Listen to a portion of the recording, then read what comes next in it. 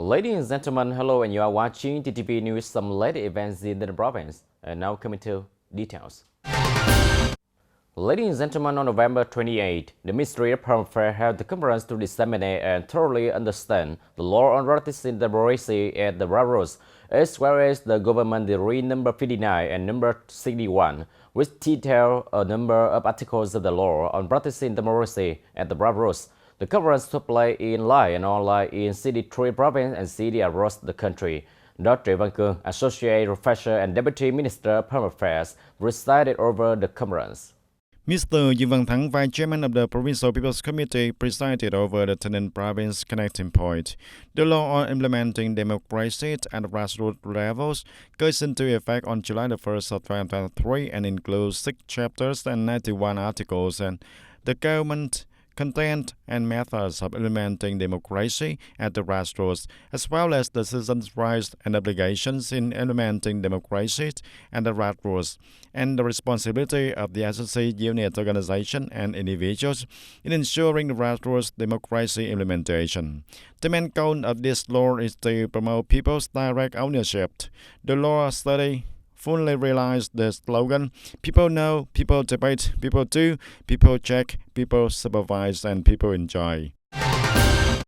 Ladies and gentlemen, on December 1st of 2023, Mr. Nguyễn Mạnh Tiến, Deputy Chairman of the National Assembly's Foreign Affairs Committee, and Ms. Hoàng Thị Thanh Thúy, Deputy Head of the National Assembly Delegation of the TayNinhTV Province, met the voters after the 6th session of the National Assembly, the term of the 15th. Attending the meeting, there were over 200 voters who were the leaders, civil servants, officials of departments, branches, provincial organizations, armed forces, and representatives of ethnic and religious organizations in the province.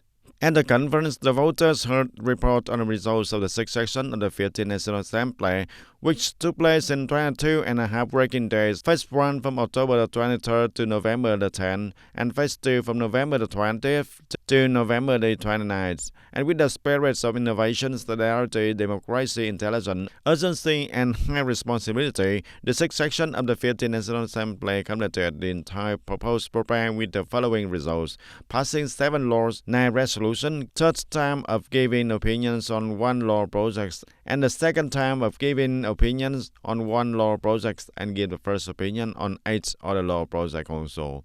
The deputy head of the specialized delegation of the Provincial National Assembly delegation of the province, Hoàng Thị Thanh Thúy, reported the results of responses of a number of ministry, central branches, and localities to the voters' opinions and recommendations in the previous voter meetings, and report on the results of implementing the delegates' thoughts in 2023. And at the conference to review the contents presented at the 10th section of the afternoon of November 30th, the Provincial People's Council and the Department of Culture and Society evaluated in 2023 the results of implementing 3 national target programs in the province, and the provincial stable is still behind the schedule.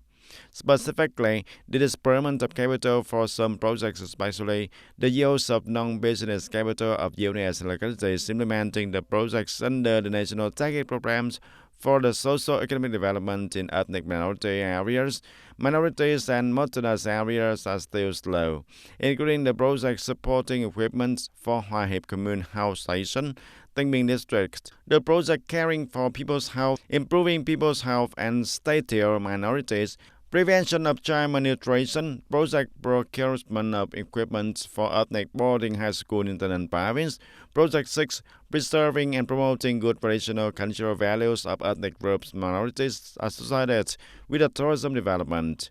And at the verification section, Mr. Nguyễn Thị Xuân Hương, head of Provincial Party Committee's Propaganda Department, head of the Culture and Society Department of Provincial People's Council, requested the localities to urgently implement the year's national target programs of 2023, striving to implement the disbursement progress of the assigned capital plan in 2023, and ensuring efficiency and compliance with the law. And ladies and gentlemen, on the afternoon of December 1st, the Standing Committee of Provincial People's Council held a regular session in December to comment on a number of contents submitted by the Provincial People's Committee and report on the results of verification of the contents presented and the upcoming 10 section by specialized committees submitted by the People's Council. Mr. Nguyễn Thành Tâm, Secretary of the Provincial Party Committee and Chairman of Provincial People's Council, chaired the meeting.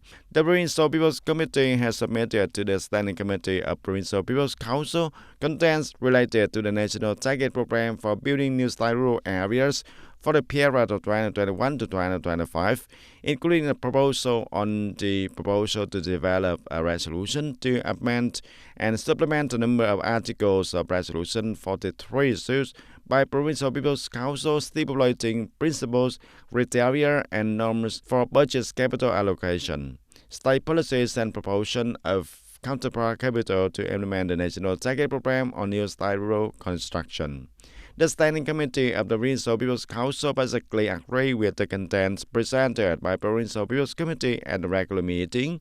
In the near future, these contents will also be presented to the 10 sections of the Provincial People's Council term the 10 taking place from December the 6th to the 8th. And the specialized committees of Provincial People's Council also reported to the Standing Committee the results of the verification of the contents presented at the 10 sections. And the 10th section of the People's Council was carefully and closely prepared. The Office of the National Assembly Delegation and Provincial People's Council also reported to the Standing Committee of Provincial People's Council at the regular meeting in December on the progress of preparations to organize the 10th section of the Council in the province.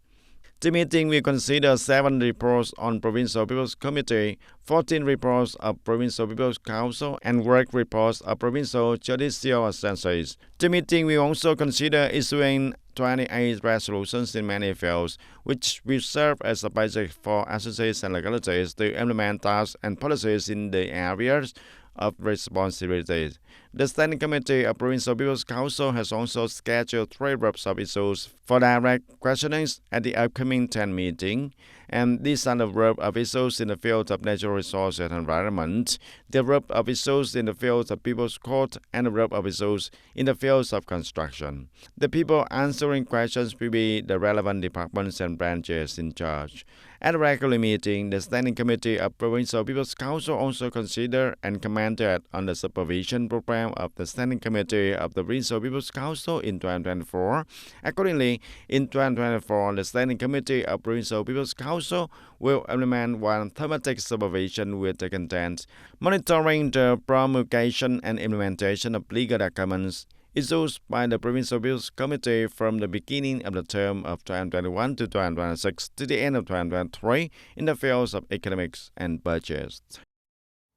According to the Management Board of Southern Revolutionary Historical Release, the Management Board has welcomed from the function of advising the Provincial People Committee in the fields of management, protection, restoration, renovate, promote, and exploit the values of release, organize the collection of artifacts, restore and prevent the degradation of release, and take care of steel house and memorial steel of unceded derived from the beginning of the year until now.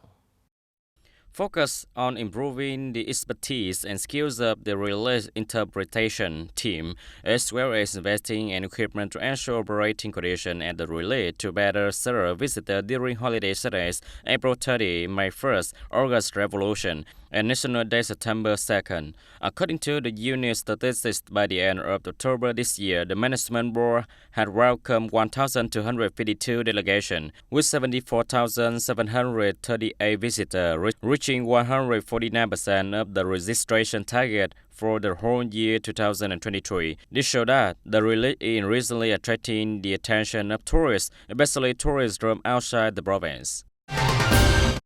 And on the afternoon of December the 1st, the conference summarizing the live radio program to the cultural region took place at Davin Radio and Television Station.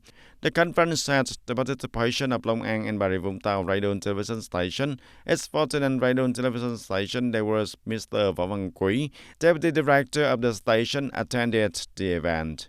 The live radio program through the cultural region is coordinated by 4 radio and television stations of Bà Rịa Vũng Tàu, Long An, Tây Ninh, and Trà provinces. And the program is broadcasted periodically once a month on the first Sunday of the month, with each station broadcasting its demand point once. In the period of 2021 to December 2023, the program through the cultural region has conducted a total of 36 programs with a duration equivalent to 54 hours of broadcasting, and the program brought listeners moments of entertainment and multi-dimensional and diverse perspectives on regional culture. At the summary section, the leaders of the radio and television station, editors and hosts discuss, share and point out the advantages and disadvantages of the program, finding new points to enrich the content and improve the quality of the program day by day. And ladies and gentlemen, from the beginning of the year until now, the entire TayNinhTV province has had 378 hectares of agricultural land converted to crops. The trend of converting from ineffective rice land to growing economically valued fruit trees continues to increase. In the field of supporting plant origin traceability and issuance of planting area codes, the whole province has issued 8 new codes with a total area of 43 hectares, and including 1 cassava growing area in Bình Minh Commune, 2 areas growing cassava and castable in Thanh Tân Commune, Tây Ninh City, and 2 terrain growing areas in Gò Dầu District and Tân Biên District. 1 breadfruit growing area, 1 melon growing area, and 1 peanut growing area in Dư Minh Châu District also. The new issuance of 3 planting area codes for export with a total area of 44 hectares, including 2 seedless lemon growing areas in Tân Biên District exported to the EU market, and 1 banana growing area in Tân Châu District exported to the Chinese market. In addition, TayNinhTV is also waiting for approval from the importing countries, including 16 dairy growing area codes with a total areas of 520 hectares exported to the Chinese market, and 2 area codes for growing about 23 hectares of seedless lemons exported to the New Zealand market. And thus, as of early November 2023, the whole province has 15 fruit growing areas that have been granted export codes and are maintaining operation. And ladies and gentlemen, besides the professional work, Gò Dầu District Electricity Youth always energetic and regularly help the local people with customer service as well as other social security work. Through the coordination with Gò Dầu District Youth Union and local authorities, Gò Dầu Electricity branch organized a field survey in Phước Trạch Commune, finding the distance of transmission wires behind the meter from the electricity pole to the houses of the customers. Households are quite far away and many wire locations behind customers' meters are low. The risk of an electrical short circuit is very high and causing the risk of electricity insecurity among the people of using. The project will change the power lines for 25 households in difficult circumstances in the commune, and it is also promoting the youth spirit of the district as well as the coordination of electricity to create a safest electrical system for the people in difficult circumstances. In the project of repairing unsafe lines behind the meters in Phước Trạch Commune of Gò Dầu District, Gò Dầu Electricity branch replaced 1,000 meters of power lines for households with a total cost of more than 40 million Việt Nam đồng. Repairing unsafe lines behind the meter is also a work to support the people and electricity customers in difficult circumstances, contributing to sharing and stabilizing the life. Performing electrical repairs and replacing the wires behind the galvanometer does not ensure the safety of customers belonging to poor and needy households, as of the lines, they are lines used by the poor and needy households that have been used for a long time and are degraded, and also are peeled off and become unsafe during the operation. The electric power branch supports replacing these wires into wires with a better cross sections so that during the operation the safety is guaranteed. And it is one of the activities of the youth union members in the electricity sector and local authorities joining hands to contribute to building new style rural areas. And from there, it contributes to creating a new look for the rural areas of improving the material and spiritual lives for the people. The audience continue in the sixth session again. The National Assembly discussed in the hall on November 28 the project law amending and supplementing a number of articles of the law on asset auctions. And delegates emphasized that the government is considering amending and supplementing a number of articles of the asset auctions law in order to socialize, digitally transform, prevent corruption, negativity, waste, and overcome institutional limitations, promote the openness, transparency, and objectivity of auction activities, and improve the effectiveness and efficiency of state asset auction management. Regarding the deposit level in asset auctions, there are currently more than 20 groups of assets being auctioned with different values and properties. And according to the current regulations, the deposit level from 5 to 20% for the specific assets and common assets is decided by the person having the auction asset. Some delegates suggest that keeping the current regulations, creating conditions to attract more individuals and organizations to participate in the auction. If the deposit level is set too high, it can limit the people's ability to participate in transactions, reduce the competition, and result in fewer people participating in the auction. And for example, if the property being auctioned is worth more than 1 billion Vietnam dong, the person who wants to participate in the auction must prepare and pay a deposit of 400 to 500 million Vietnam dong, and the deposit in the civil transactions is different here. Participating in an auction does not guarantee that the winning bidder will be able to purchase the auctioned property, despite the fact that in recent times there have been organizations and individuals who have participated in auctions with bad intentions and are willing to forfeit the deposit. I propose that if you participate in the auction and win the auction after a certain period of time, if you do not pay the money and cannot prove that it is due to the force majeure, you will be fined additional payment and additional sanctions for administrative violations, in addition to losing the deposit. Previously, in the morning session of November 28th, the National Assembly passed the law on real estate business amended, with about 465 over 469 delegates present approving, equivalent to 94% of the total number of the National Assembly delegates. And this law regulates the real estate business, the right and obligations of organizations and individuals in real estate business, and state management of real estate business. And the law takes effect from January 1st of 2025. And ladies and gentlemen, Ombok is a traditional festival of the Khmer ethnic people in the south in general and Travan province in particular, and held annually in the middle of the 10th lunar month. This is not only an opportunity for the Khmer people to have the fun, entertain, and preserve the nation's unique cultural identity, but also an opportunity to attract a large number of tourists to visit and immerse themselves in the festive atmosphere. And from here, Travan province aims to build Ombok into a typical tourism product to attract the tourists. This group of tourists from Ho Chi Minh City is very excited to immerse themselves in the atmosphere of the Ombok Festival in Travan Province. Surprising curiosity mixed with excitement when following the parade. It was very unexpected the first time I saw a festival in Travan with so many tourists, and I saw the decoration space and activities surrounding the festival. The event was organized very professionally. This festival allows me to learn many customs and practices of the Khmer ethnic people. I think that is one of the unique products of Travan province to attract the tourists and foreign tourists also. Ombok is the traditional festival of Khmer ethnic people in the south in general and Travan province in particular, and held annually in the middle of the 10th lunar month.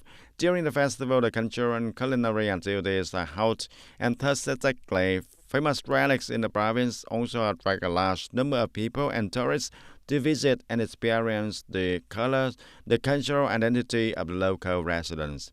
And in recent years, Travan province has invested heavily in tourism promotion activities, developing many new types of attractive tourism. In particular, Travan has made great efforts to build the Ombok Festival into a typical tourism product, with a province policy of linking the Ombok Festival with the culture, tourism, and culinary week, promoting the local ethnic cultural tourism type. We connect with the eastern province of the Mekong Delta as well as the neighboring provinces and cities Through the festival, we promote the image of the country, and the Travan peoples and homelands are also associated with the typical tourism products of ethnic minorities, and no longer simply a festival of the Khmer ethnic people. The Okambok festival is gradually becoming a typical tourism product of Travan province, and thereby contributing to helping Travan province gradually complete the goal of making tourism a key economic sector of the province by 2030. Ladies and gentlemen, that's all for today TTV News. Thank you for watching and see you next time.